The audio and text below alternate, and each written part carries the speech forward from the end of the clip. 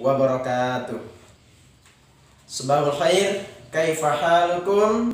Selamat pagi anak-anakku sekalian, kelas 10 santri baru MA Muhammadiyah Al-Manal. Baik, pada pertemuan pagi hari ini, sebelum kita akan membahas pelajaran, maka kita akan perkenalan terlebih dahulu. Kata orang-orang, tak kenal maka ta'aruf. Ta'aruf perkenalan, bukan ta'aruf seperti Dindahau dan Ray Bayang seperti kemarin ya, karena kalian masih masa sekolah. Oke, perkenalkan, nama saya Izzuddin Saifullah. Kalian bisa memanggil Pak Izzuddin atau Pak Saif, monggo silakan, yang mudah saja. Saya insya Allah akan mengampu mata pelajaran usul fikih dan juga ilmu hadis. Oke, pada kesempatan kali ini, karena kemarin saya juga beberapa sudah mengenal kalian, walaupun kita di sini kalian jauh di sana, kita hanya berjumpa via suara, namun kami selaku guru akan selalu membimbing supaya kalian menjadi anak-anak yang bertakwa. Amin. Oke, pelajaran kita adalah usul fikih. Usul fikih atau usul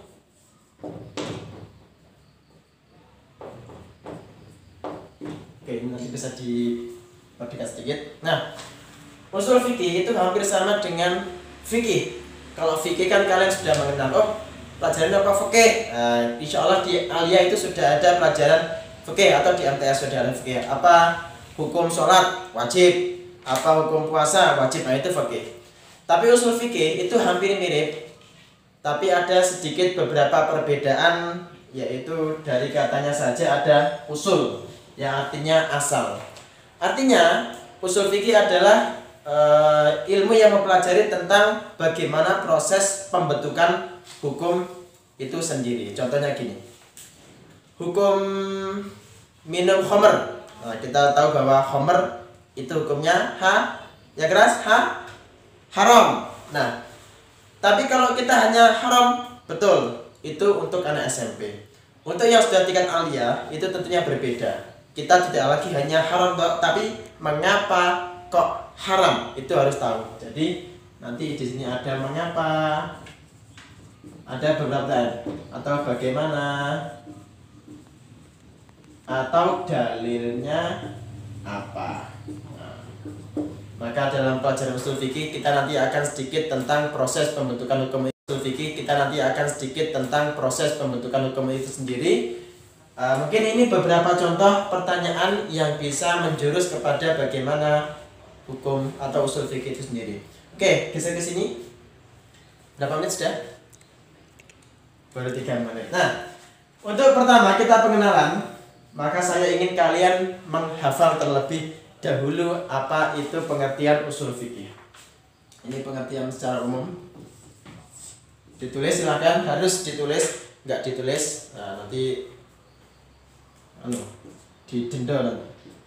Al ilmu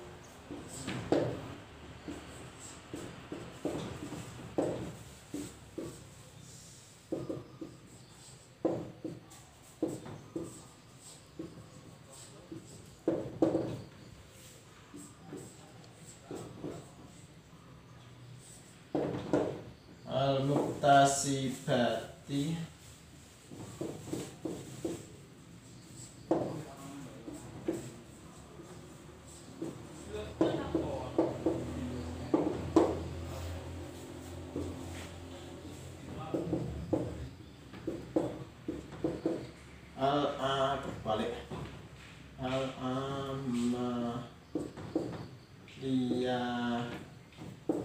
al-amaliyati al-muktasibati min adillatiha at-tafsiriyati, yaitu ilmu di ahkam syariah yang membahas tentang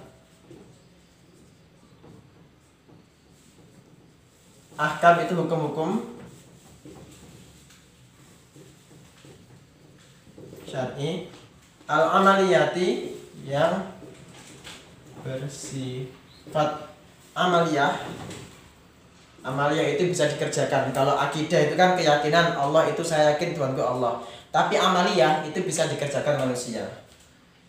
Yang bersifat amaliyah al-muktasibati yang sesuai berupa dalil-dalil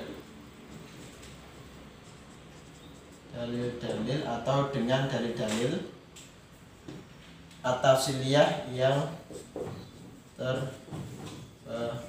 terperinci. Al-ilmu bi ahkami syar'iyyati al-amaliyati al-muktasabati min adillatiha at-tafsiliyah. Nah, jadi ini silakan sudah kelihatan adik-adik. Nah, ini yang bersifat amaliyah al-muktasabati yang sesuai berupa dalil-dalil atau dengan dalil-dalil at-tafsiliyah yang terperinci. Al-ilmu bi ahkami syar'iyyati al-amaliyati al-muktasabati min adillatiha at-tafsiliyah.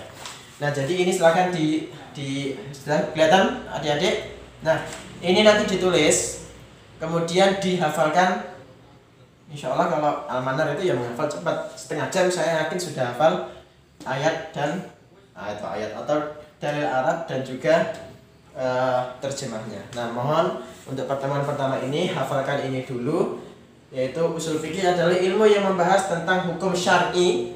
Jadi bukan hukum-hukum polisi ya, hukum syar'i tentang hukum dari Allah yang bersifat amaliyah yang bisa dikerjakan manusia yang sesuai berupa dalil-dalil yang terperinci, yaitu nanti ada dalil-dalil yang rinci yang membahas kenapa hukumnya menjadi halal, kenapa hukumnya menjadi makruh, mubah atau haram.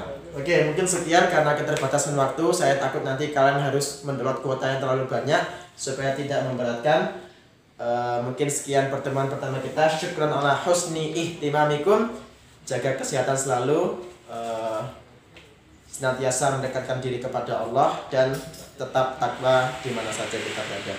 Assalamualaikum warahmatullahi wabarakatuh.